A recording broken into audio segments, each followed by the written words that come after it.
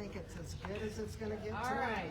right. Sorry for the delay as we had a little technical difficulties, but welcome. It is 6:36. We're gonna get the District 4 Advisory Board meeting started. Good evening. I'm Laura Rainwater. I am chair one last time for the District 4 Advisory Board for Councilman Blubaugh. I thank you for giving me this opportunity, but unfortunately this is my last meeting as I have accepted the appointment by our Kansas Secretary of State to be the next Sedgwick County Election Commissioner. So I will be leaving this position. But with that, let's stand and say the Pledge of Allegiance. I pledge allegiance to the flag of the United States of America and to the republic for which it stands, one nation, under God, indivisible, with liberty and justice for all.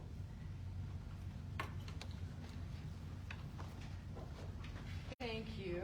Before we get into the agenda, I want to go around and introduce everybody because we have quite a few visitors. Again, my name's Laura Rainwater. I live in the Auburn Hills neighborhood.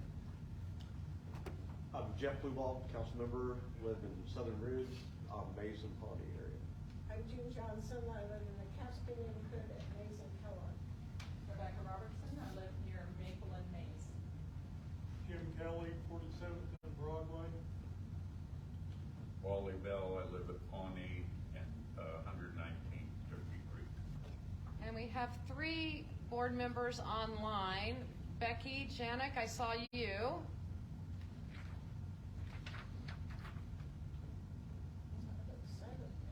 You have no audio.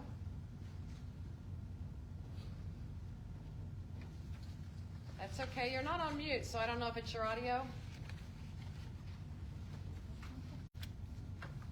Okay, knock.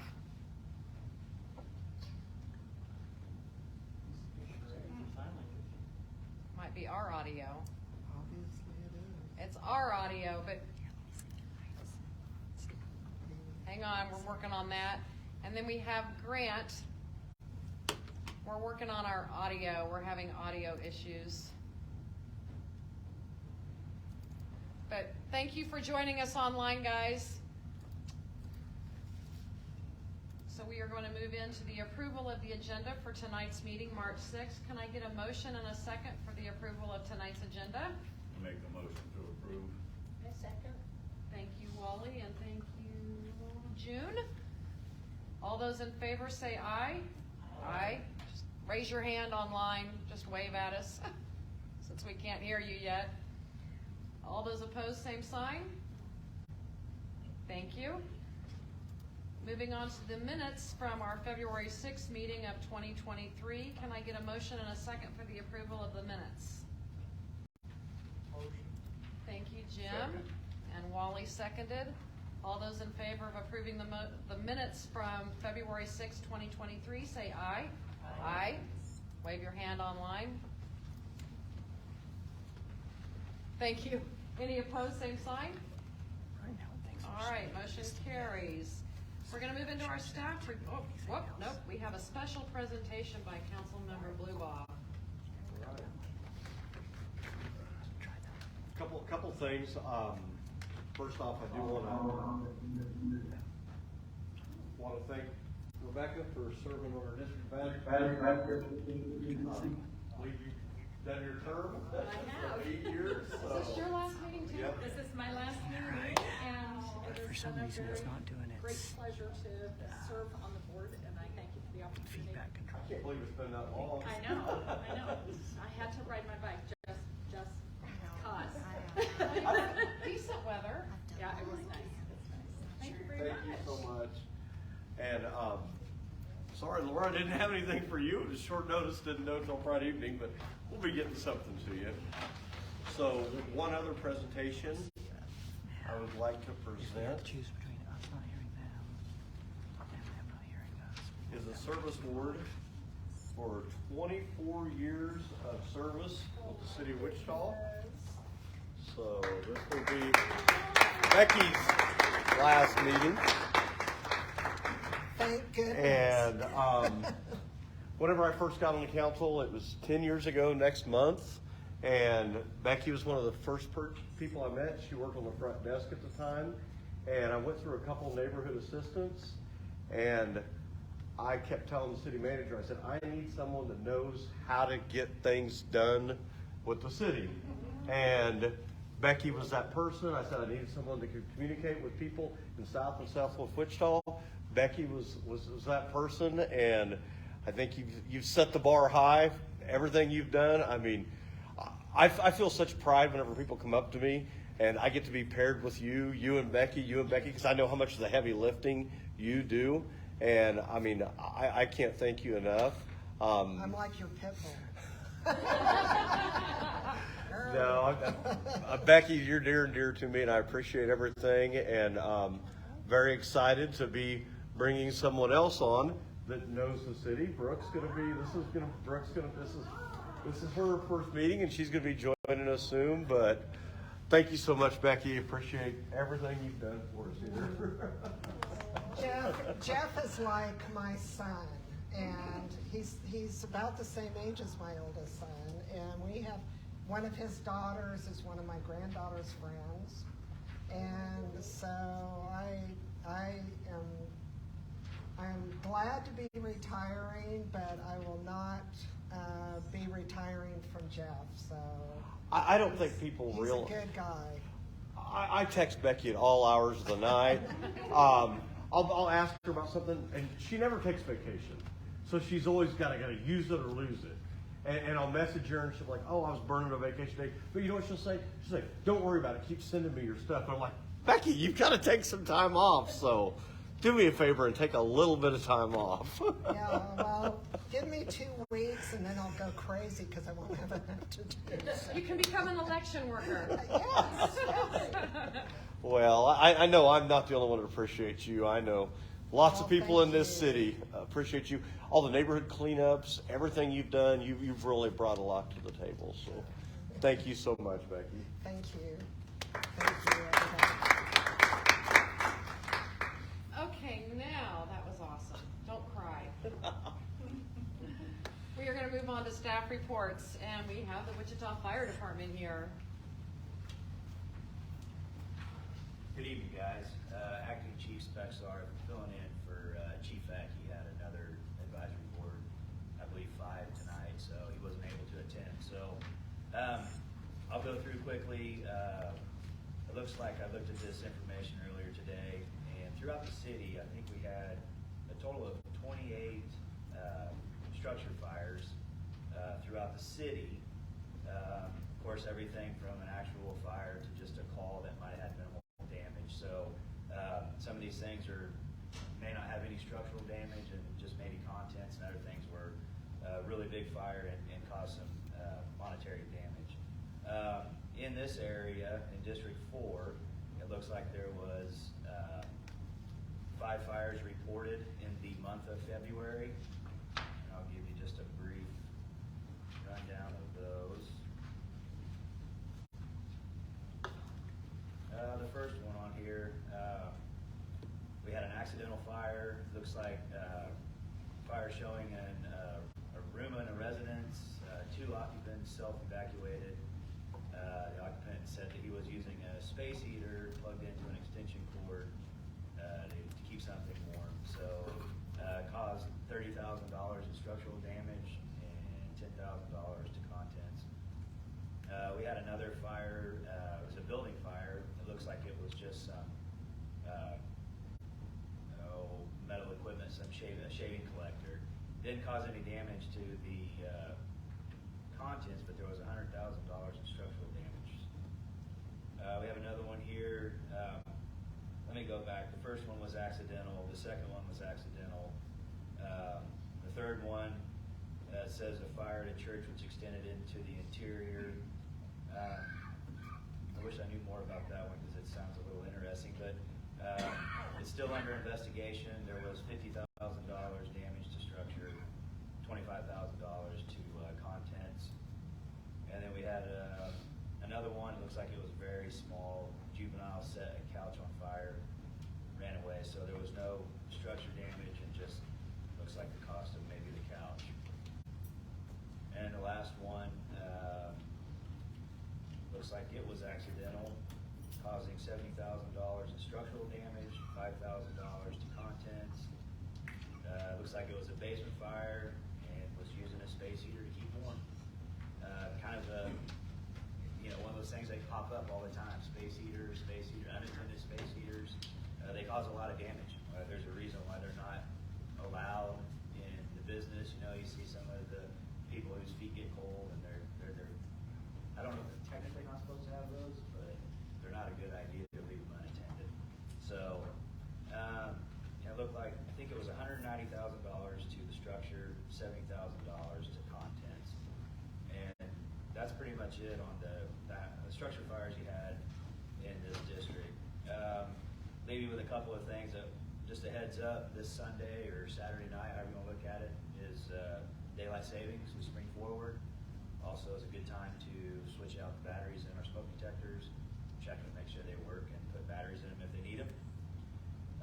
And then one of the other issues that we've dealt with this winter, and we continue to deal with, and it's not necessarily in District 4, but we've had a lot of issues with homeless people using boarded up structures to house for the night or the day or the week or whatever, and they do little warming fires, and the next thing you know, they get out of hand, they get unattended, they think they have them out, they leave, go do whatever they do, and then come back and of course it starts, And the biggest issue is that not only is that happening, but it's happening, we'll go in, it'll cause damage to a structure, they'll board it up, make sure it's all tight, and then somebody else comes in and they start another fire. That's just a huge danger. So I know that Chief O'Cades and his group have been trying to pin that down and keep that stuff from happening, but it continues to be an issue for us. So that's the end of my report. Does anybody have any questions? Anybody have any questions for Chief? Thank you. you. Appreciate it. All right. Police Department reports.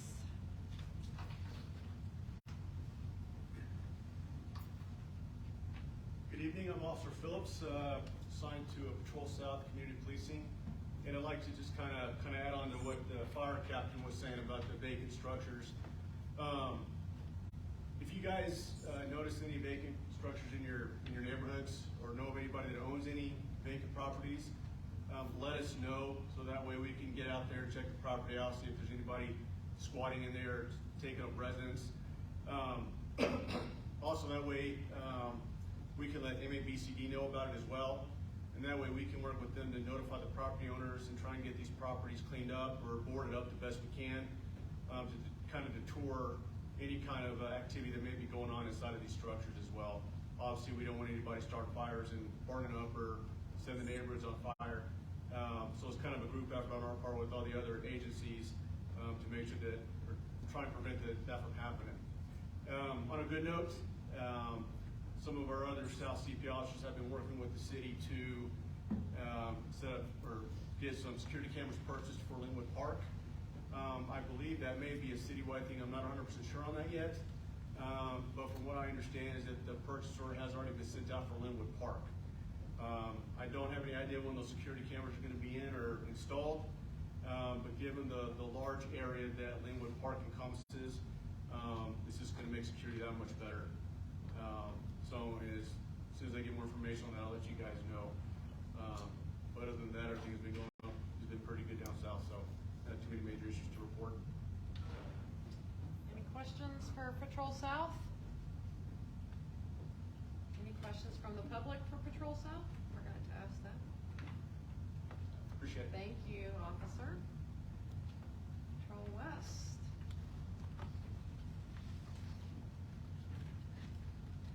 I'm Officer Clark from Patrol West Community Policing. So for the past 2 weeks, most of my team, we've been addressing issues at the Kellogg and Dugan area. We've even had the Broadway Corridor team has been over assisting us just with the, we've increased the presence of officers in that area to address everything. We've had the hot team over to address homeless issues.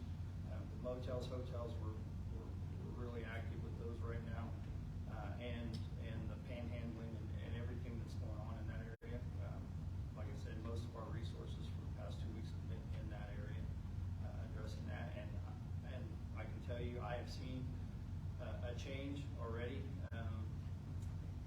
The amount of foot traffic in that area has decreased substantially.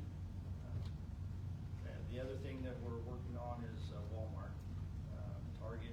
I had a meeting with Walmart management today about the shopping cart issues over in that area. I don't know if you've been in that area, but so we're addressing that with Walmart, Target, hoping to come up with a way to fight those shopping cart issues. That's what we've been doing the last 2 weeks. Today we were out on the ATV. Darren Williams and I were patrolling the bike path down to Bonnie Prairie Park. There's several homeless camps that have set up in the culverts under Pueblo. Obviously not a good place to be set up when rain's coming, but we got the hot team out there. We will get those taken care of. I really appreciate that. You know, we had a couple, 2 or 3 shootings there in West Kellogg hotels, and here a month ago, I could literally see people walking down the big ditch. So I don't know if they were coming from the Broadway corridor or what, but it looked like the old West days or something where people are just walking the. And I talked to some of the CRT guy or the Broadway corridor guys, and they already knew that some of the people that were on West Kellogg were in the Broadway area, and they've already moved back to Broadway just because of the amount of pressure we've been putting on West Kellogg. I know that's not the long-term solution we want. No, it's not, but it's that, and that's what we're gonna have to do. You know, just continue to show a presence, continue to enforce the laws in those in both areas. Today we were with the ATV, we're able to get into the big ditch down underneath Kellogg, into areas that are, unless we get out and walk, it's hard for us to get into it. Even then, it could be hard. But with that ATV, it was a little easier for us. We did that. So that's what we're working on right now. Another thing this Saturday, St. Patrick's Day parade.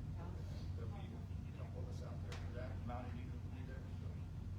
I appreciate you guys using the ATV too, because it makes a difference. I'm running to you and Darren and you guys out there before when I'm walking in the park, and it's a lot of area, and it's nice for, you know, a few years ago the neighbors didn't even want to go into the park. Grant will tell you that, you know, there's just a lot of stuff going in there, so I think it's good that people know that you guys are monitoring it. And as it warms up, 2 of us are also mounted unit officers. We plan on bringing the horses out, and we'll be in that area on horses, especially with that bike path.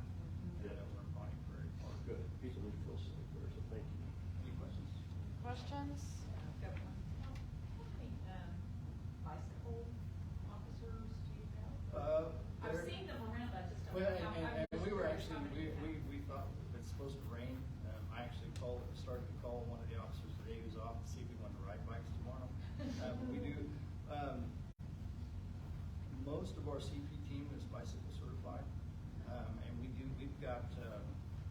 got 3 of the e-bikes, and then we've got some other bikes that we use.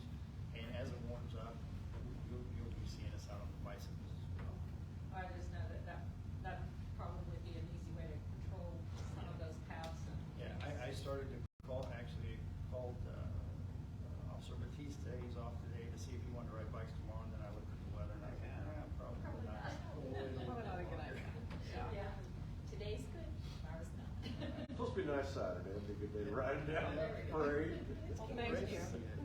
Thank you all for being here. Alfred Branch Library report. Robin. Right. Got about 3 big announcements. First, our statistics from February, our circulation count was 6,086 items, and then our attendance here in the building was 3,832 visits. The library builds community. The 2023 Big Read Wichita will kick off this Sunday, March 12th at 2 p.m. at the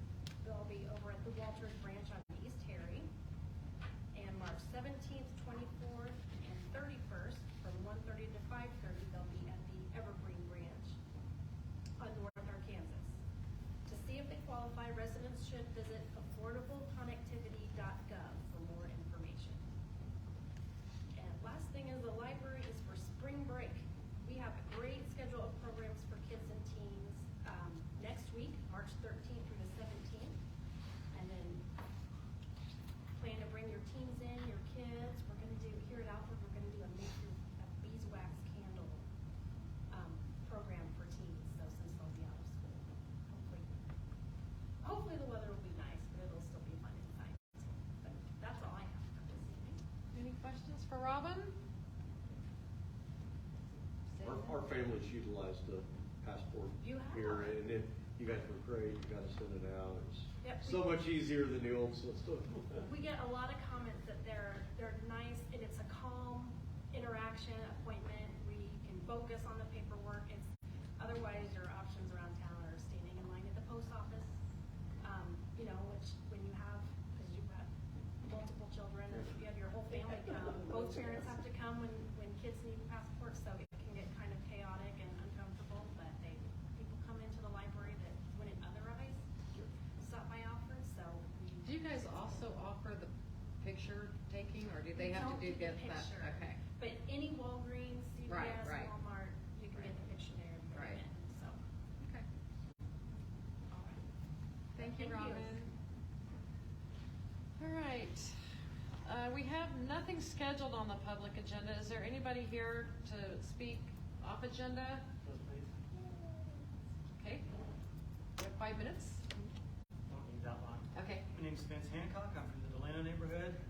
Wanted to bring to your attention something that was very disappointing today. It's not directly under control of the city of Wichita, but I can guarantee you the phones were ringing off the hook on the 13th floor this morning.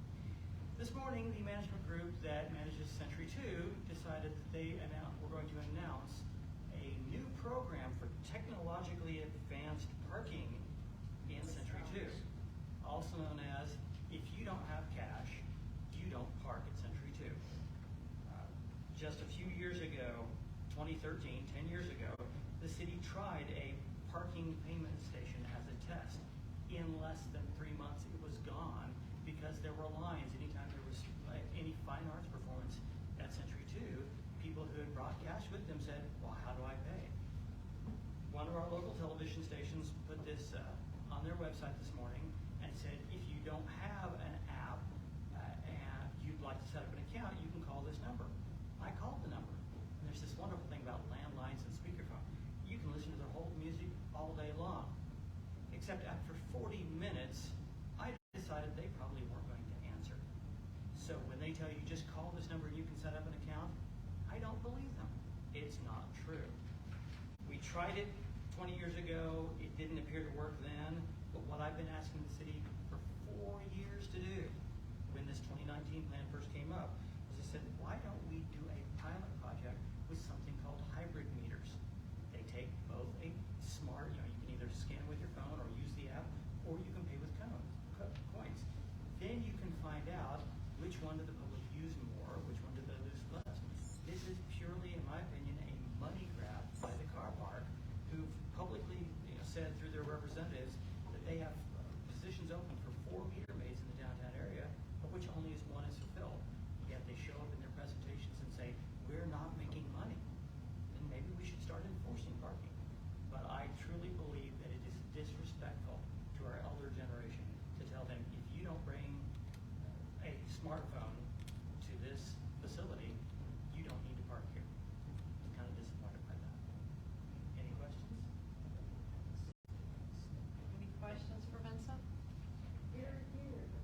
I appreciate the feedback, and in fact, Craig and I had a conversation earlier today where I didn't know exactly what the model was going to look like, and I was comparing it to whenever you go to Topeka and you have to park around the Capitol, you have the choice. And I tend to agree with you that it's not a one-size-fits-all.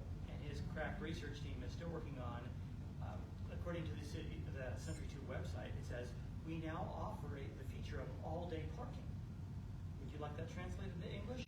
Instead of paying 1 fee for 30 minutes, or 1 fee for an hour, or 1 fee for 4 hours, if you park there for 1 minute, or 23 hours, 59 minutes, you're paying $5. All day parking. Okay. So I have a strange feeling there may be another press release coming out in a couple of weeks when they decide this ain't going to fly. More later. Okay. Well, we are going to move into our new business and propose changes to the City of Wichita fireworks ordinance. Chief, I take it that is you. Good to see you again. Thank you. Good evening, everyone. Jose O'Kane, Battalion Chief, Wichita Fire Department, Community Risk Reduction Division. So, we're going to have a PowerPoint. Well, hopefully.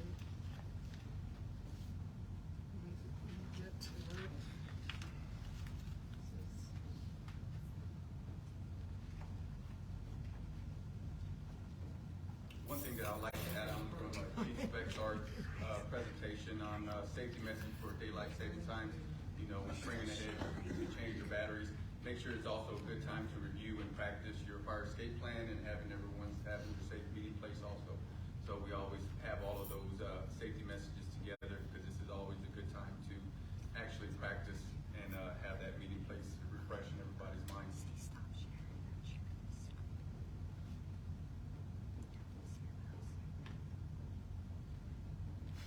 We good? No. Hold on.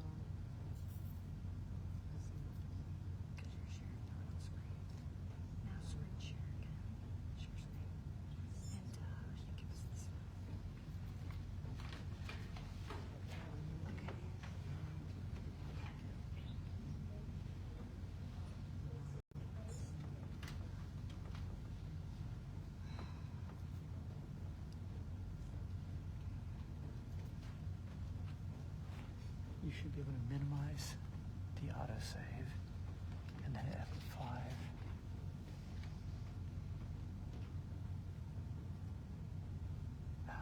Function F5.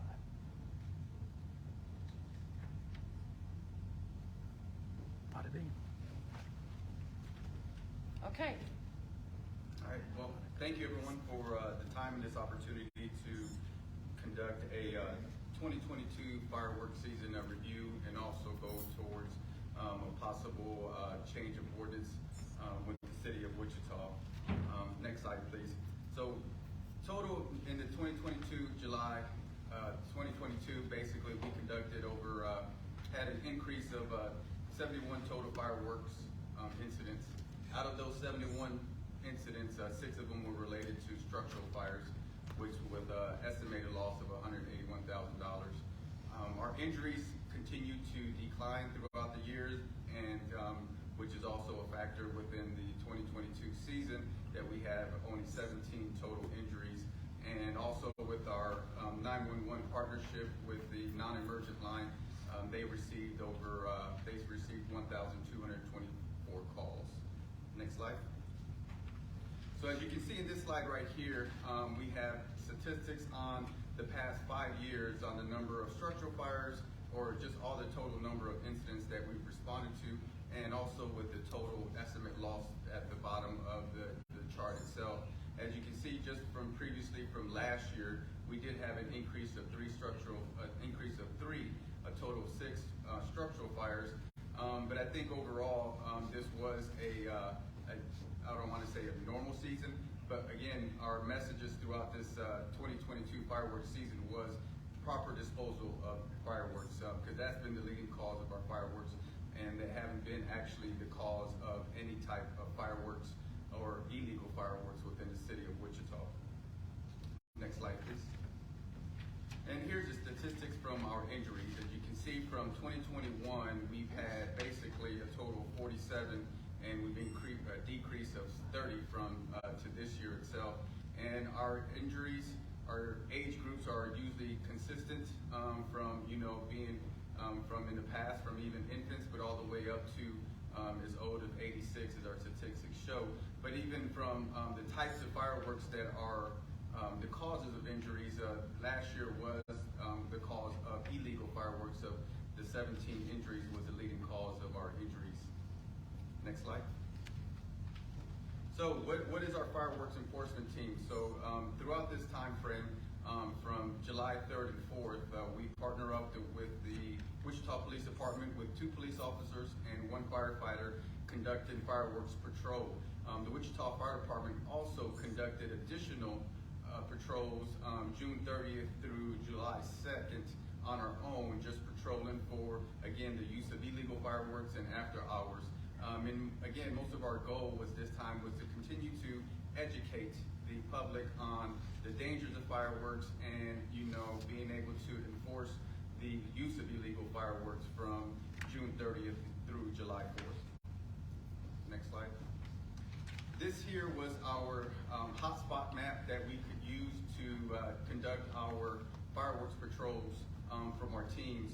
We had a total of 10 teams out throughout the city, and we assigned 7 to 8 teams in these hot areas, and then we had 2 roving teams that were attempting to respond to all the 911 non-emergent calls that we were receiving.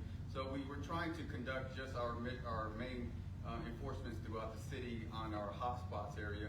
And as you can see, the area of, and these are districts or police patrol areas. I believe it's up north where the main area was at for 2021. So these areas that you see here that are highlighted are specifically from the information that we received from 2021 on the number of calls that we received, and then something like this that we'll conduct for 2023, all that data will come from the 2022 fireworks season. Next slide, please. So out of the during the fireworks season, we received a total of 26 tent applications. Out of those 26, we've conducted a fire inspection on all those tents from all of the vendors throughout the city that applied for firework tents throughout the city, and had a total of $39,000. Some of those funds, the citations that we did issue for 2022 can exceed $2,000, and the total number of citations that we issued for 2022 was a total of 8. Next slide. So after every fireworks season, meet with our staff, Wichita Police Department, to discuss on how we can improve or any other type of recommendations that we can make to the fire chief, police chief, along with city council to see the betterment for the city and this ordinance itself. And one of those recommendations that we were able to begin with was just to have a meeting and see what the feeling is and what direction that city council and the possibility of the fire chief and police chief to be able to move forward, and possibly looking at some changes from the city ordinance of the way it currently is written. And with those representatives, we again partnered up with city council, the Wichita Fire Department, Parks Department, and the police department. Next slide. So out of those members from those agencies, these are the individuals that were selected from those agencies themselves. Next slide, please.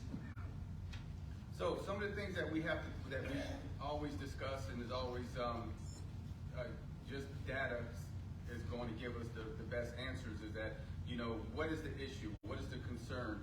The number of years that me specifically and personally has been part of the fireworks patrol teams, the use of illegal fireworks throughout the city, around our neighboring communities, has been very difficult because the city, the agencies and the cities that allow outside of the city of Wichita to sell the state mandated types of fireworks, is very difficult when it's just easy to go outside of these areas and then bring them back into the city itself and shoot them. Again, like I said, specifically being part of the fireworks patrol, just being able to attempt to enforce this with the police department, it just becomes overwhelming, just even for the individuals that are the 10 teams that's out there. So I think overall, we're just taking all of that in considerations and see if there's something easier or better way to be able to conduct the city ordinance, the current city ordinance of fireworks. Next slide. So the challenges, we're always looking at for the health and safety of our community, what's in the best interest for the health and safety in our community. And I would also like to add the health and well-being of our police and firefighters that are out there patrolling and trying to enforce the city ordinance. We do have citizens, a group of citizens and organizations that are anti-aerial fireworks, and we will and are going to take that into consideration on what is going to be the best interest for all citizens in the city of Wichita. And so right now we're just gathering information and data from all the district advisory board members and communities to see which direction city council would like to go towards. Next slide. So what are the solutions? Some of the solutions are basically we're trying to, again, gather some information. What are we going to do to make this ordinance better and possibly change the language in the ordinance itself? Some of the suggestions have been to legalize what what's around our community and to be able to be more in line with what the state has allowed for throughout the state of Kansas. Also, some other ideas was to increase violation tickets. Right now, the current violation citation is $250, and that's most of the time when we write a citation is going to be for the use of illegal fireworks. And then also some things if which direction that we're going, we'll probably have different types of phases to phase all of these suggestions and implementations for the update of the fireworks to be at ease and have an understanding from all the citizens to be able to not be overwhelmed with different set of rules all in 1 year. Next slide. So one of the proposals is to, again, to align with the state KR 22-6 state statute on fireworks. Another idea is to, just like what we have hunting and fishing and garage sale permits, to issue permits for residential owners or homeowners that are wishing to shoot fireworks. One of the things that we are from fireworks season is July 27th through July 4th. That is what is stated in the state statute for the state of Kansas. But one of the things that we're also, when we're trying to possibly implement an aerial fireworks, is to just limit a certain time frame of when you can shoot anything that's above what our current ordinance is of 6 feet. Wouldn't be till July 1st through the 4th itself. And again, those legal shooting hours will remain the same as it currently is right now with our current ordinance. One thing I would also like to emphasize is the safe and sane fireworks. Basically, we added that language in order for us to, because right now our current practice is that we receive all new products and we test them ourselves. The Wichita Fire Department conducts all new products that we don't have an inventory list on. With the Safe and Sane, that has already been tested and approved by the Pyrotechnics Association and companies that has a label on them. So basically, anything that has that type of logo of the Safe and Sane, those would be allowed within the state or within the city of Wichita. Next slide, please. So phase 2 or phase 1 continues on, again, enhancing and being able to shoot only through the 1st and the 4th of July. And then also with the zero tolerance, basically, we will be able to go out from July 27th through July 3rd, or June 27th through July 3rd. We would be, or July 30th, we would be able to enforce any type of illegal fireworks use, and these are some of the options that we've come up with on fines associated with these fines. But also, one of the things that we also take in consideration is, and this happens throughout the 3rd and 4th of July, is after hours. After hours, it's already been shooting for quite a number of hours, and at midnight, we will be out being able to possibly go out and enforce that ordinance of after midnight, and these are some of the fines that we can be able to be issuing through the citizens that are not abiding by the ordinance itself. Next slide, please. So phase 2, again, we will continue to work on the best interests and with our stakeholders from our fireworks contractors throughout the state of Kansas, but also possibly come up with a fee schedule for firework tents.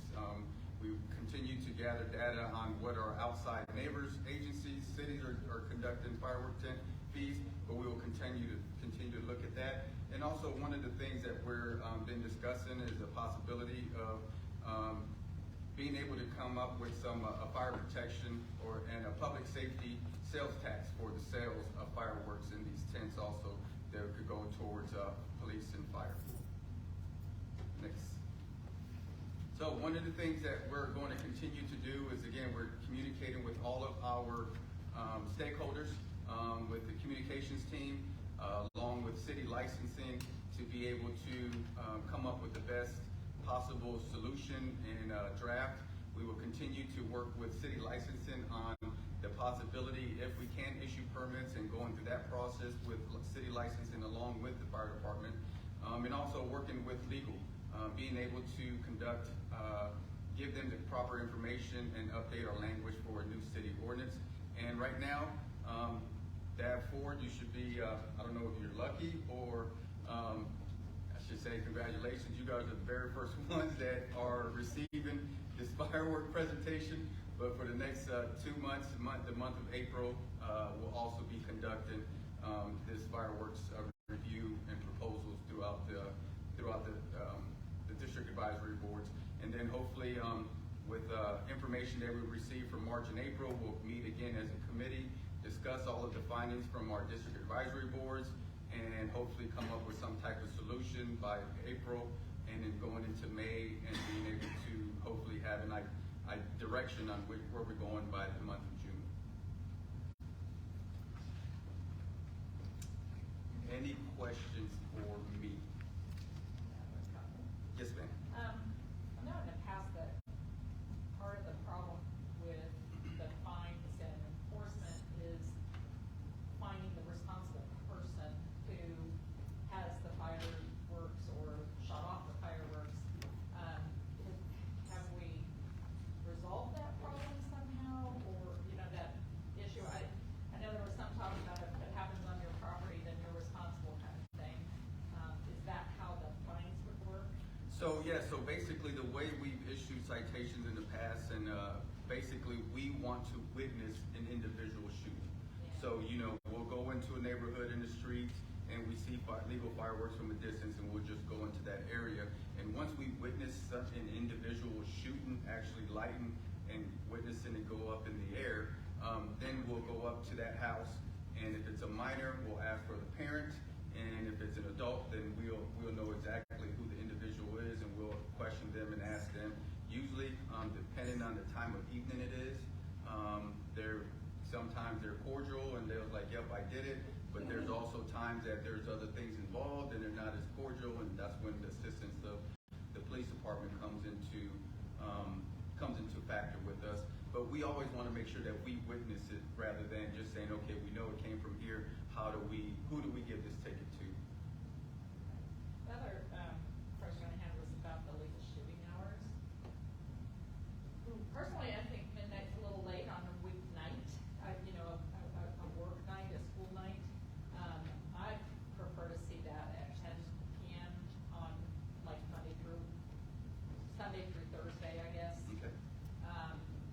Friday, Saturday nights, I understand midnight, that sounds reasonable, but most, I don't know. It's like this. I want to be sleeping at 10 So o'clock. it's like 2023. We looked and we're prepared that the 4th of July is on a Tuesday this year. Yeah. So when are individuals celebrating? Is it going to be that Monday going into Tuesday? Is it going to be Tuesday going into Monday or Wednesday morning? That's just depends, and always the weather's a big factor on that too. Sure. On shooting, but I think I'll write that down to see if there's something that we could write down or bring up for one of the recommendation suggestions from DAB 4. I think that would probably help too with both pet and pet problems and PTSD. At least when I get to 10 o'clock, I know it's going to be quiet and I can sleep and get away from it. So, last comment I had was I was wondering about the figures about the estimated losses. Our next door neighbor had a serious fire. Was that 2020? 2019? Somewhere in there. They had, their whole house was remodeled practically. And I don't see that reflected in the numbers there. So I'm wondering where that comes from, how that is determined. Is it just what was out of pocket, or it should be included in whatever the insurance paid, right? Well, no, because we don't get that information. So Oh. again, these are just estimates on what we What you witnessed. expect the prices to be. So Okay. right now, on the estimates from our fire investigation unit, as Chief Spexart mentioned on the 5 fires that occurred in this district here, the cost of replacement is so much higher. Yeah. So it's not even, I don't know if it's even worth for us, the fire department, to continue to give an estimate on loss, because we have no idea on what insurance companies, how they come out to the replacement cost of, what lumber is expensive as it is. So I think that's one of the things that might be a little difference on, it might be deceiving numbers for you. Yeah. I'm gonna guess that those are pretty low, because if they had a bottle rocket went into the garage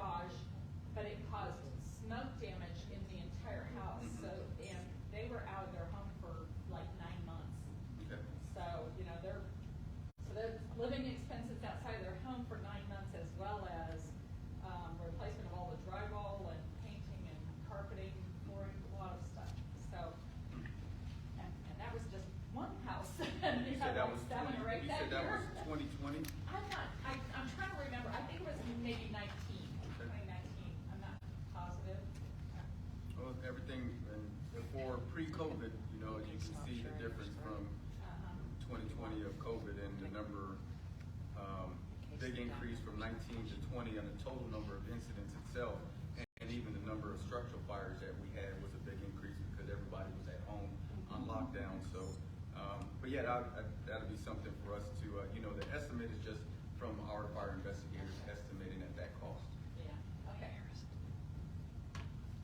On the permit fee, proposed permit fee to shoot aerial fireworks, you know, a lot of times neighbors are shooting them off together in the middle of the street, so would just one person on the block apply for the permit, or would each person shooting them need to apply? So, and those are the things that has been brought up during the committee meetings is that, you know, would it be just one person that has organized the block party or you know, that's in cul-de-sacs or in their streets, purchase that $1 permit fee. And I think one of the things that we're basically wanting to make sure that everybody understand is that, you know, part of this permit, you're going to receive a lot of proper safety information and what the rules are for you to sign off and then you issue the permit. So we would like all homeowners within that cul-de-sac or whoever's shooting fireworks, that's the goal, is to have everybody purchase a $10 permit in order for them to know all the regulations and what the city ordinance is. So then would the permit owner, like say the rest of the neighbors don't comply with the permit, so how would penalties be assessed? It would be basically the possibility of how we're conducting enforcement right now. You know, we see fireworks, we would go up to the residents and we would ask, do you have a permit? And if they're unable to show proof of a permit, then that's an opportunity for us with the set zero tolerance, us to be able to issue a citation. Would it be possible to just sell the permit with the firework? I mean, if you're buying an aerial firework, you have to buy the permit. Yes, that's been discussed also, even with our stakeholders, with our fireworks companies, that's a lot much more work for them on their behalf. And how are they going to be able to know who did and who didn't? You know, when we have individuals going throughout numerous times, going to go buy fireworks throughout the fireworks season, you know, you tell them once and it's like, hey, I already bought one when I was here yesterday or earlier today. So even getting our stakeholders, yeah, that's, again, you know, those are all different, still in discussions, but, you know, getting our stakeholders involved with purchasing that stake or that permit fee, how does the city be able to gather that back from them? What was a permit, what was not a permit out of what their purchases was? That's the time to buy the permit when they got money to spend on fireworks. You know, the whole thing to me is just a waste of money up in the air and people blow it. So get the permit fee and then they might buy one less fireworks. Yeah, that was one of our first ideas, was to get them and to be able to issue them when they buy them, but showing proof and, you know, like you said, bring your receipt. If you don't have your receipt, then who are they to enforce it, or who are the firework tent to not allow them to purchase fireworks? It's like buying alcohol. You have to show proof that you're 21. You're gonna buy fireworks, you gotta show that you got a permit to fire it. I mean, it's cut and dry. Yes, sir. I want to make a comment. I guess my biggest problem is Wichita is the largest city in Kansas. It's very urban, it's very compact. And my concern is safety. And where are these aerials landing? On rooftops and causing fires. And I can remember when I was a kid growing up and we shot bottle rocket, there was a lot more fires back then. I think you're opening the city up for a lot more fires. That's just, I think it's a safety standpoint. I'm not against fireworks when they're shot off properly, but I don't know. I realize you want to get in compliance and have some consistency for Sedgwick County and the state, but we're urban. We're not wide open county, you know, or. I know, one thing that I would like to add, you know, you're correct on bottle rockets. One of the illegal fireworks in the state statute is bottle rockets. Right. They're not allowed But to be mortars sold and within stuff. the state, yeah. Mortars are exactly. They land hot, can too. still cause fires. But I think overall, statistically, what we've had from, from the number of years, 7, 6, 8 years that I've been part of the enforcement team, our data shows that, you know, there's the number of fires really is significant on the disposal of our fireworks. If we do have the cause of any fireworks, it's really from, it would be an illegal shoot or illegal firework that was shot off. But overall, it's just really the improper disposal is what the causes of fires are. And we reach out to Kansas City, Johnson County, those districts up there, and they're in the process also of discussing the possibility, because they're in the same situation as. Does Overland Park, and do they allow aerials? No, they don't. Yeah, Nope. exactly, because they're very urban. But they're in just like speaking with them, they're in the same situation as us, is the fact that it's very difficult to enforce. It is. You know, they have Missouri right across the line there. It's even, they get much bigger stuff than what is here in the city of Wichita and Sedgwick County. So, what about there's an ordinance, you're not supposed to be firing fireworks on public property, which means Out in the 15 feet cul-de-sac. from the street there, but yet every neighborhood you can't drive through it during the 4th of July because it's people in the middle of the street firing fireworks. You know, they ought to be fined for that. There, it's a hazardous. I almost ran over a fellow laying in the middle of the street, black clothes on, at night coming out of my neighborhood. Like I said, my biggest concern is how urban we are and how compact housing is, and I get what you're saying, it's hard to enforce, but I think it needs to be enforced. I think if you open it up, it'll be a free-for-all and you're opening up a lot more fires. That's just my opinion. I'm not an expert, but I can remember back in the day when they were legal, and it just, I remember when they weren't illegal, you couldn't fire them in Sedgwick Yeah. County, you used to have to go out to Kingman County, so, you know, it's been on and off. Quick, one of the metrics that I think you should, record and advertise heavily is the amount of fines that people get when they get up in your face at one of these, where you go up and question them, how many people got arrested? And how many fines were issued and levied for them people? And then make that public information where somebody will read it and say, you know, here's what happens when my buddy's drunk and goes and gets into the cop or the fireman's face when they're trying to enforce the rules.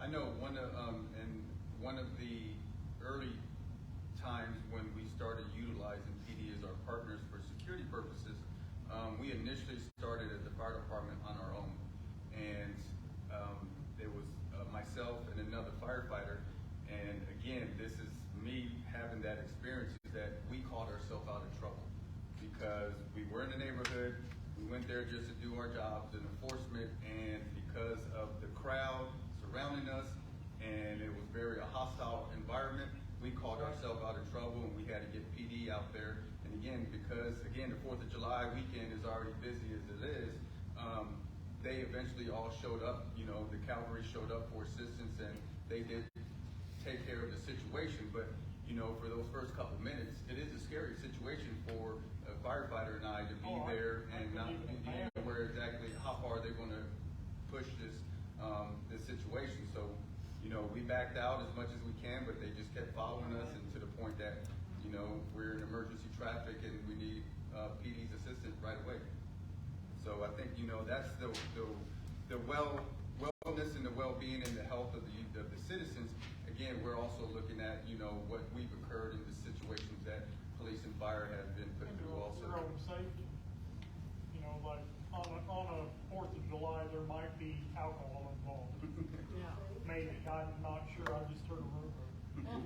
Chief, thank you. We're gonna move on because we have another big presentation. If you have further comments, please email Becky and she can connect you with Chief O'Cades and. Thank you very much. Thank you. Thank you for your being here. service I'm part of the district advisory boards. Thank you very much. Congratulations. And I Thank thank you for the presentation. You're welcome. Good information. Okay, we are gonna move on to the Wichita Parking and Multimodal Plan. Another big PowerPoint. I'll keep for a minute. My name is Tia Ramat, and I'm a transportation planner with the city of Wichita. And I was here with the Downtown Streets Conceptual Plan maybe 2 months ago. Do you remember me? This plan tonight is, yeah, thank you for voting to support that plan. This plan is a sister plan to the Downtown Streets Plan. It is the parking and multimodal plan. It was begun in 2018. Put on pause with COVID, just like the Downtown Streets Plan. And I had to breathe new life back into it. And, you know, fire captain said that that was his first presentation. This is my last presentation of this plan. I've given this presentation roughly 15 times. And so I would appreciate you listening to the plan, asking all of your questions, and voting up or down what you think city council should do with the plan at the end of the discussion. Okay. Today's agenda, this just is a summary of the presentation. I'm going to start by talking about the plan in general. We'll talk about the planning context and key principles, the core challenges. I hate to do this to you, but I'm going to read the vision statement of the plan because I think it's important to get in the heads of what was coming out of public input 2 years ago. And then we'll talk about the strategies of the plan and the community engagement framework. This plan is not like the Downtown Streets Plan where it told us what to do with the streets. This plan really is a policy framework for how to better manage the parking assets that the city owns. I just need to make that very clear. It's a process document, and it's not necessarily a recipe or go build it kind of a document. So go to the next slide, please. See, this was a PDF. Ooh, You can sent me a jump forward, that's PDF, fine. so I can't I do think I that. covered a lot. Okay. Okay, you got the map. The map's a good place to start. If you don't mind. Thank you, Rebecca. These are the areas studied on this plan. We had Walker Consultants, a national parking consultant, nationally recognized parking consultant, come to town and do parking inventories and tell us where our parking is, what our assets are, and how it's utilized. And so they studied the Delano district, Century 2 district, the government district in the purple above on the north side of the map. The Arena district is the baby blue, Old Town is red, and Water Walk is green. Go ahead to the next slide, please. And I summarized this in the start. The current process is to try and breathe new life into this plan and bring it to City Council for consideration. We have a steering committee, which is reappointed by City Council. We have been to every single district advisory board, the transit and the bicycle advisory boards, downtown Wichita, and we are hopefully heading to City Council in the coming month. Go to the next slide, and I'm going to skip this one. Okay, these are the two core beliefs that you need to buy into in order to accept what's within this plan. And the first is that parking management is an important activity. Parking is valuable to our community and should be managed actively and strategically. Currently, the city of Wichita has an enormous amount of parking assets. I would not say we manage them actively and strategically. We manage them as they've always been managed. And then the other core belief that goes into this plan or founding principle is that Wichita is becoming a multimodal downtown center. And that is that the city and its residents continue to support all travel choices, including driving, biking, walking, scooters, rideshare, and transit service. So please go to the parking management. Why is this plan important? Parking management, and I'll explain to you in detail at the end of this presentation what it is. It improves the user's experience and reduces frustration. If you have a well-managed parking system, you do not have to hunt for parking spaces. You know where you're going from the beginning of your trip. Parking is well communicated and available. It supports a cohesive sense of place for downtown Wichita.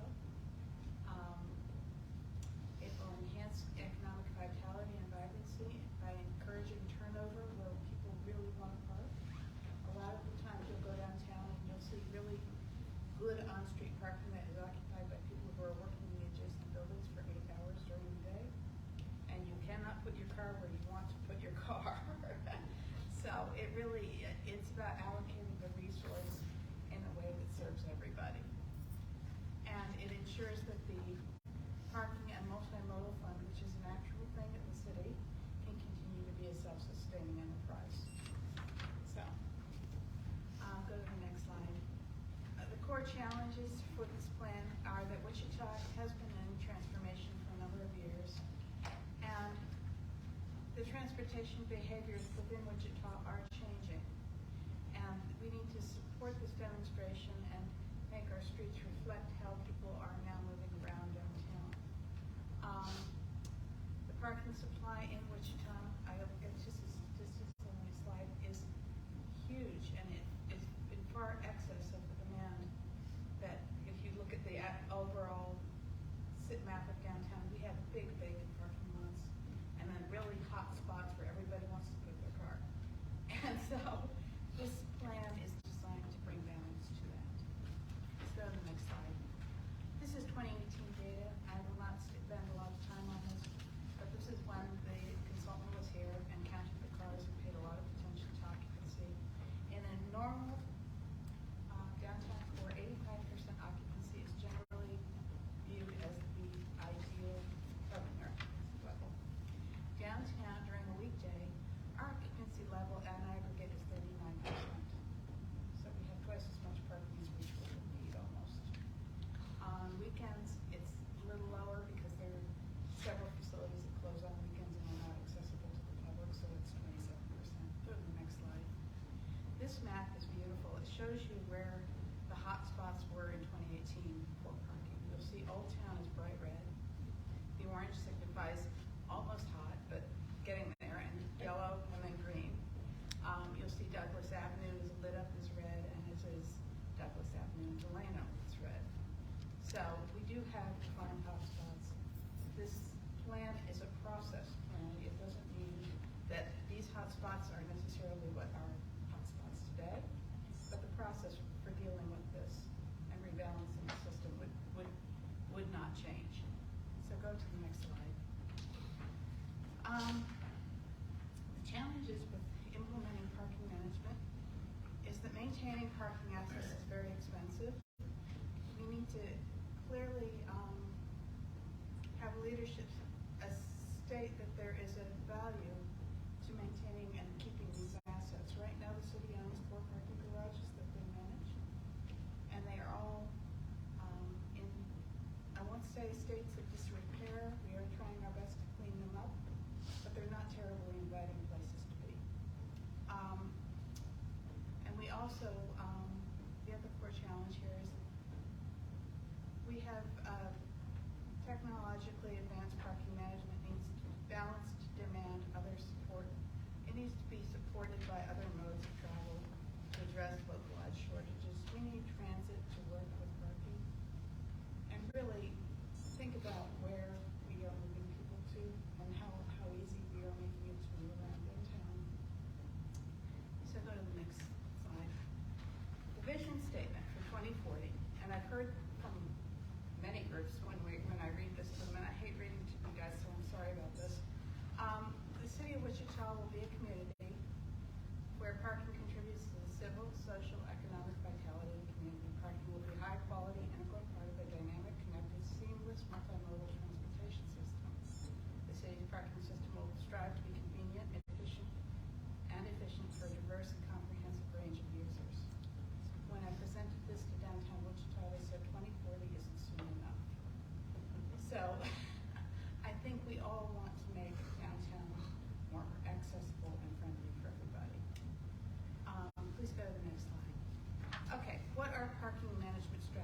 We have 3 buckets of strategies presented within this plan, and I will very carefully explain each one to you. If you have questions as I'm going through this, please raise your hands.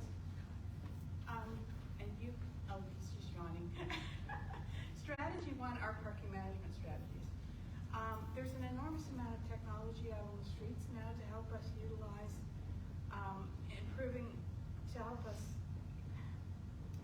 manage parking, help users pay for parking, know where parking is, enforce parking, and it also improves the customer experience. We can watch turnover as it happens on the street with some of the parking. We have meters now that will tell us if there's a car on the space, for example. And we are not utilizing that kind of technology. Our meters were installed in 1940 and haven't been updated since. Strategy 2 is to improve parking enforcement operations. Like I just said, there are a lot of meters that are hybrid meters. They take coin, they take cash, they take credit cards. They also tell you who's on the street. And when they're in violation, there's software that can send to the meter maid to say this car is in violation, instead of having the meter maid run up and down the street with chalk like he used to, well, like he still does in this town. And it just makes parking management, parking enforcement operations more effective.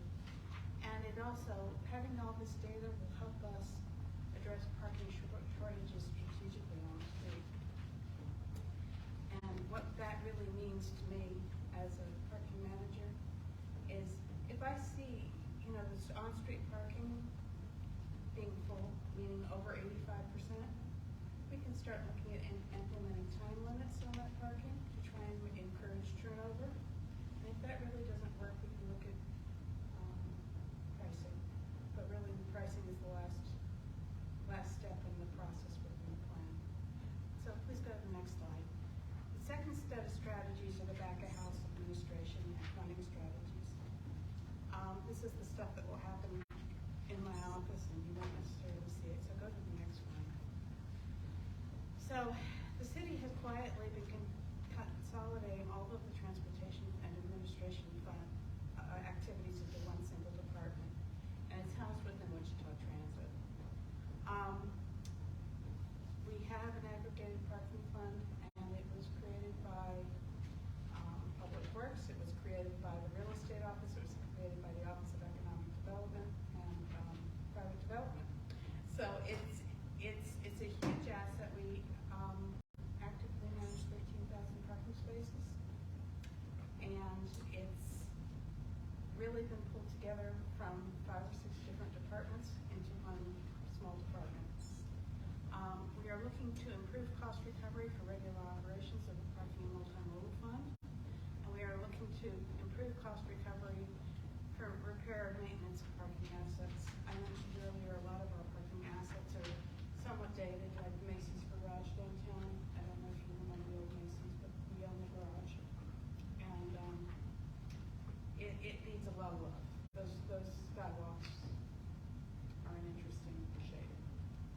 So go to the next slide. I'm almost through. I know it's a late night. The third and final bucket are design community strategies. We need to look at where the parking is downtown and really think strategically about how we place parking within the city to serve everybody. So go to the next slide. Oops. Uh-oh, I got a blank slate. Time's up. Okay. Loose cable or CD. I don't know what is going on with this Zoom meeting.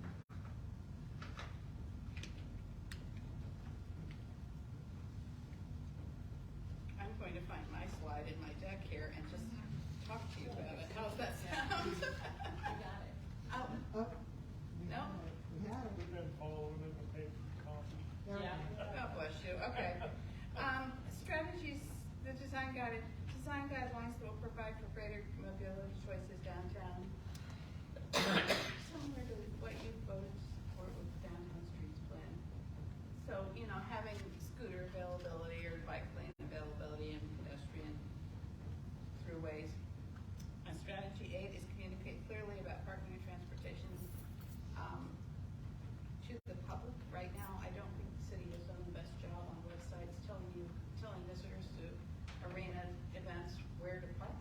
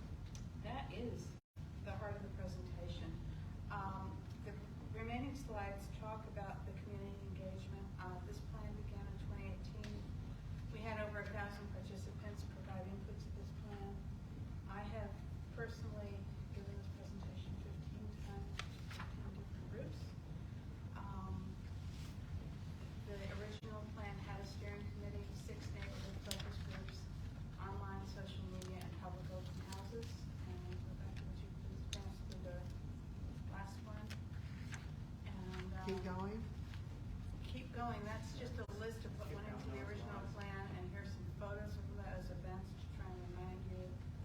And we had 900 responses of Survey Monkey. This is a real document. It's not terribly meaty. If you're interested, I can give you the website. You can go online and have a read through. It's maybe, an hour or two to flip through and get a feel for it, but really I've covered the high points tonight, and I'd love to take any questions. And I want to thank you. It's a long night. I do got a question, probably not on this subject here directly, but on the weekend, say you go to an event at Century 2, do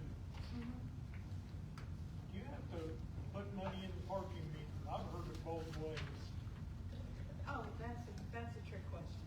Over the last 4 or 5 months, the city manager's office, not my world, but his office, has been negotiating with ASM to give them authority over managing the parking themselves. And when that began, we stopped metering, we stopped enforcing. The meters aren't even there. And now they've pulled the meters out. Oh, they have. They were gone this weekend when I was at the home. Well, I haven't been up there since the car show in January. I was there. And you couldn't put a quarter in the Yeah. parking meter. I said, They're completely gone. There's just a pole. Yeah, they are completely gone right now. So it's free parking right now. Yeah. Well, I'm gonna be up there this weekend at the It's swap free. meet, and I just wanted to know. It's free. Not next Monday. Yeah, were you in here when talked? I don't know what they're putting in through the car park. This has nothing to do with that. This has nothing to do with that. Oh, I said it was off subject. Yeah. But no, it's all city parking anyway. Yeah. And they don't have enough of it. There's not enough parking down. No, The, not. what's the ice skate, or not the Interest Bank. Interest Arena place? I will not go to that. I have not been in that building, and I will not ever go, because I'm not gonna park 5 miles away to try to get there. And I won't go to the baseball diamond either, Oh, for the same reason. No parking. I have never had an issue. I think this plan We've might been change to that. I mean, I don't think we do a very good job of communicating where you can park, first of all. And, I'm hopeful that, if we start managing these parking methods differently. Well, they talked once at the, I don't even, what do they call it, Henry Lovett Arena, or the baseball? The baseball diamond, yeah. That they were gonna buy out a neighborhood and turn it into a parking lot, and that never happened. And now they got, 200 parking spots for the whole facility? Well, the city does, we lease parking in churches and, the credit union in that area, little parking lots. If you're willing to walk, Yeah, pay $5, you can park there and walk over. Yeah, parking at the diamond, I'm not sure. We're gonna do a dab night at the ballpark and get all you guys down Yeah, there. I mean, That's I've how always easy parked to right park. across the street, literally. Did work. We've got Yeah. several games and We'll we've do it parked again. within 3 blocks of the place. Corporate as well. Absolutely. Operating. Yeah. Then sometimes we bring my mom and dad in their handicap tag, which is nice. Oh, my nice. To the 6 handicap spots of the ballpark. Yeah, the whole front parking is all handicap. They changed it. We used to have 20 at the old stadium, and then they went to 6. Are there any other The further whole front is VIP and handicap, the whole front. There's probably 50 spaces out there. It's not marked that way. And they changed it.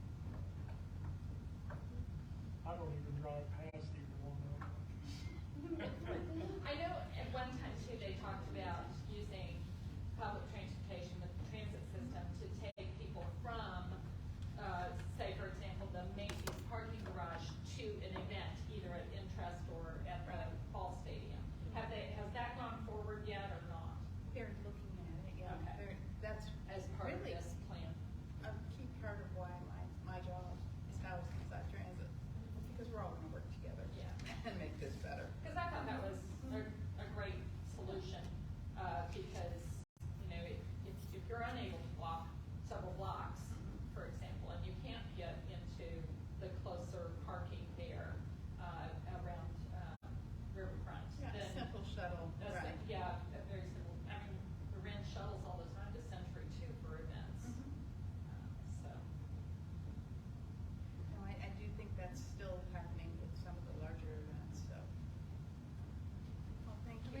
comments from our online DAB members? I don't see any. Thank you. I very much One agree of them's with here. Yeah, I there's two agree on with there the now. sentiment that we have tons of parking. We just don't always know how How to to get where it utilize is. it correctly. Right. And we do admittedly have those hot spots. And so I'm looking forward to see what we come up with in terms of better utilizing all that. I don't have problems. I hear people complain about parking all the time, but I've never had a problem when I go downtown. So. Is there anybody from the public that wants to comment? Vincent? You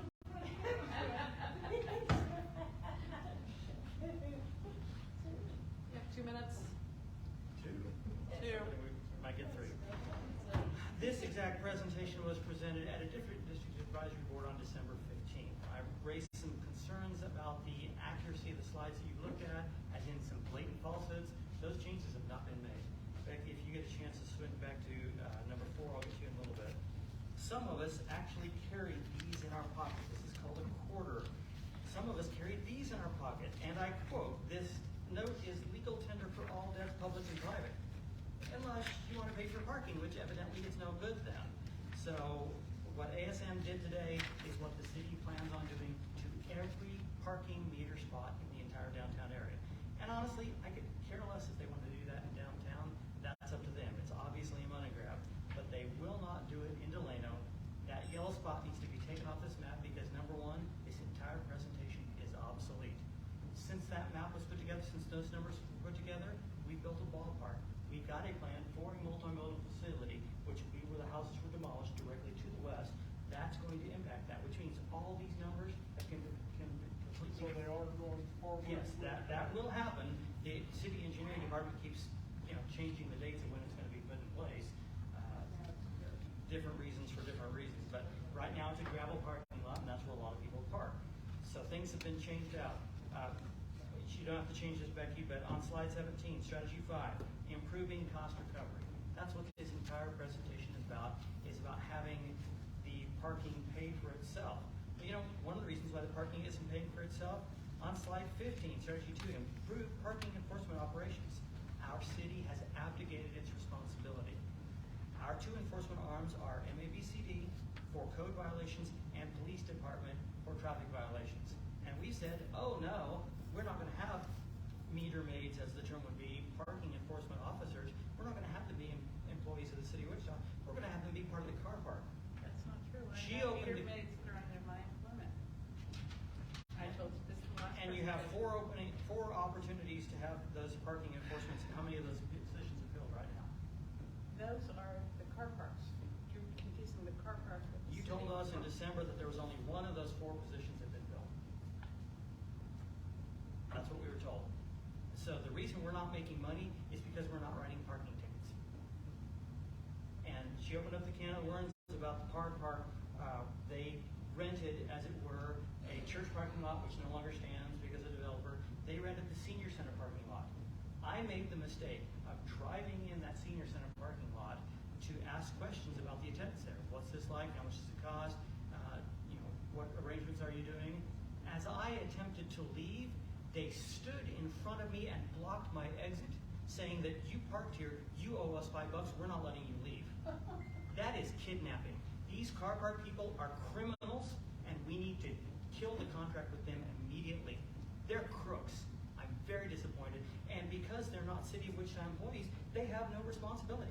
There's no elected official that I can talk to because they're not our employees. We have a contract with them, which gets renewed with a rubber stamp every time it comes up to the city council. Disappointed. Probably over my 3 minutes.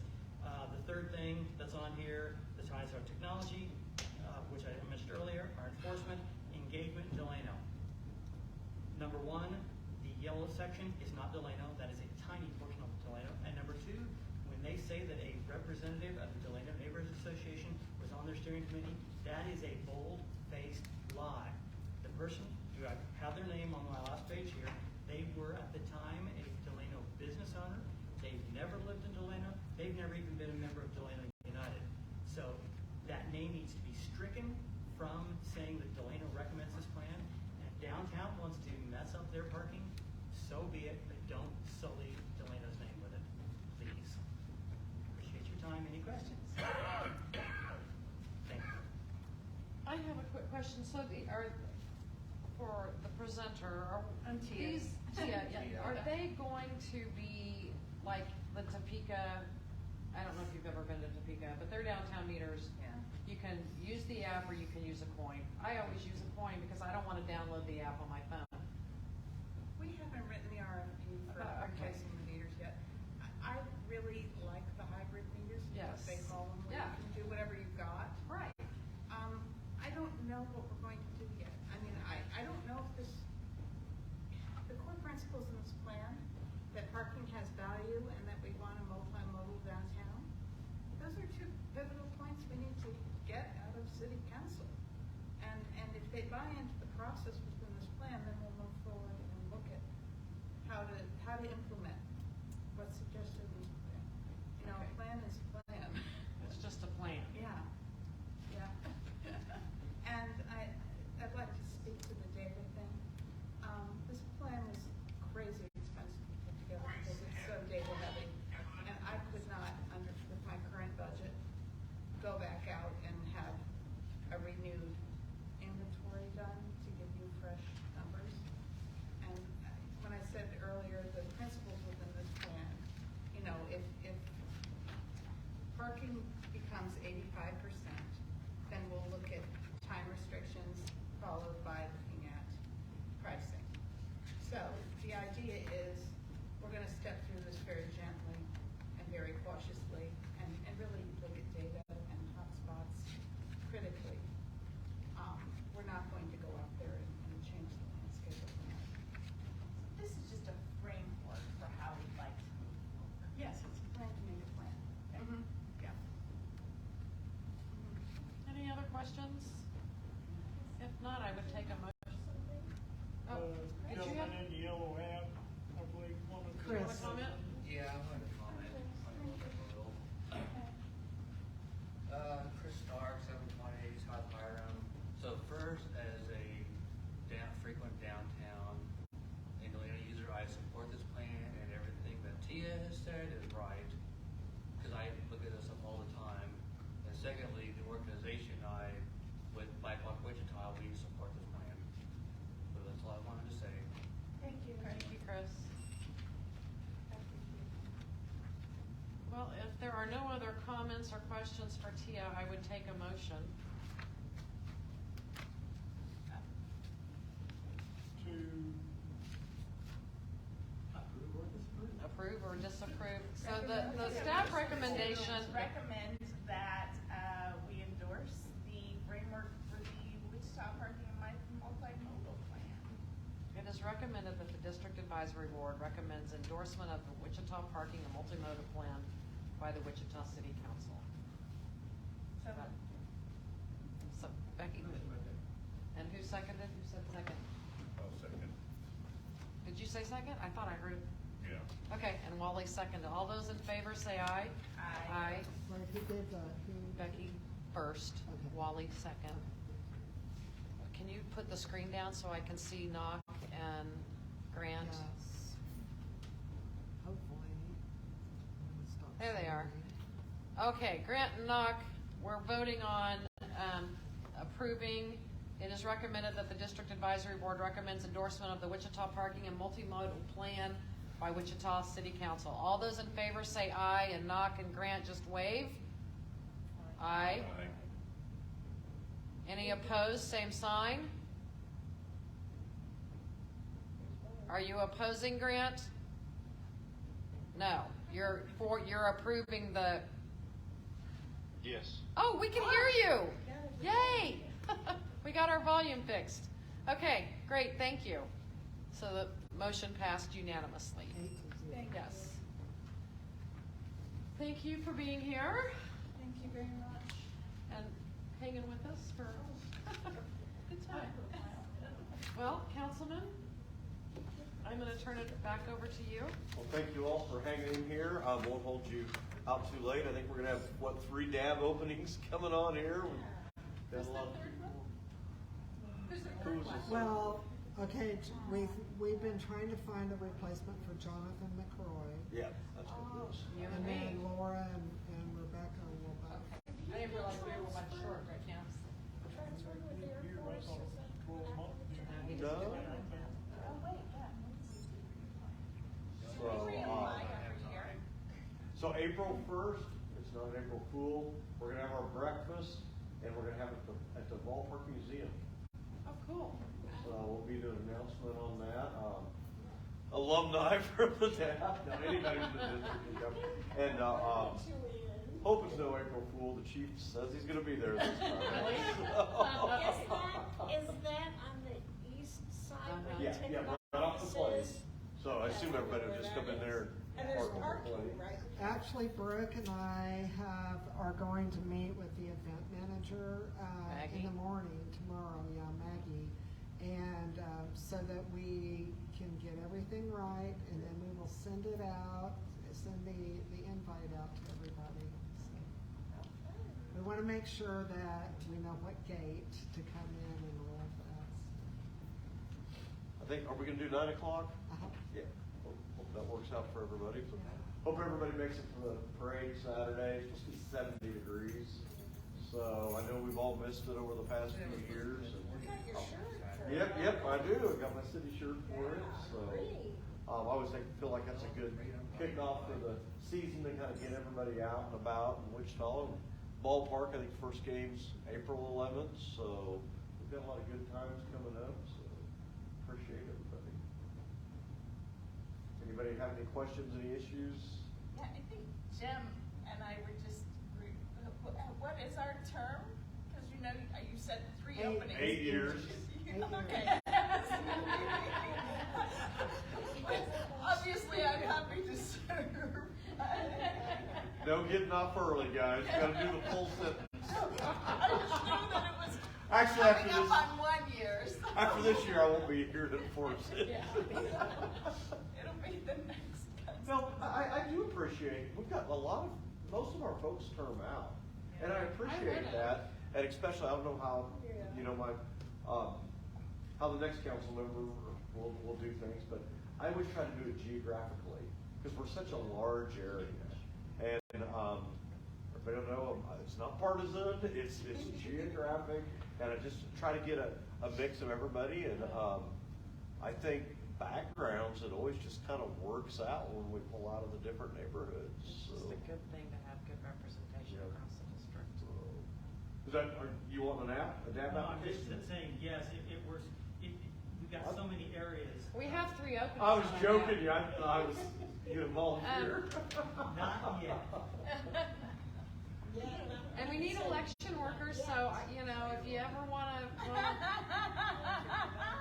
Shameless plug. And I come every time. I loved it. Every I have time. been doing it for the last 4 years, and yes, it's a long day. It's a 14 to 15 hour day, but it's so rewarding. And they've It is got fun. really good books for you to read. Yeah, it's so much fun, and they try to place you in your precinct, or close. I mean, a lot of the people that come through, and it's just, I don't know. I'm passionate about it. We're excited for you.